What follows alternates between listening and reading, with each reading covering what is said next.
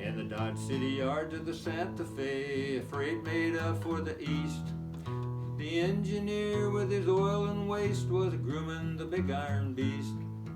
10 cars back in the murky dust, the boxcar door swung wide, and a hobo lifted his pal aboard to start on his last long ride. The lantern swung and the freight pulled out, the engine it gathered speed. The engineer pulled the throttle wide and clucked to his fiery steed.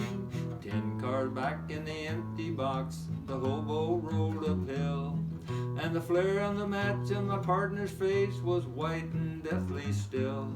As a train wheel clicked on the coupling joints, a song to the rambler's ears, the hobo talked to the still white form, his pal for many a year.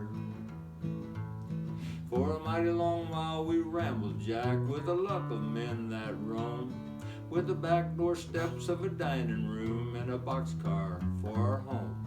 We dodged those bulls on the eastern route and the cops on the Chesapeake.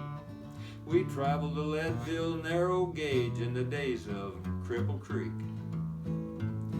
We drifted on down through sunny Cal on the rails of the old SP, and the ball we had through good and bad, a half belonged to me. And you made me promise to you, Jack, if I lived and you cashed in, to take you back to that old churchyard and bury you there with your kin. And you seemed to know that I'd keep my word, for you said that I was white. I'm keeping my promise to you, pal, 'cause I'm taking you home tonight. I hadn't the money to send you there, so I'm taking you back on the fly. It's a decent way for a boat to go back home to the by and by. I hadn't the money to send you there, so I'm taking you back on the fly.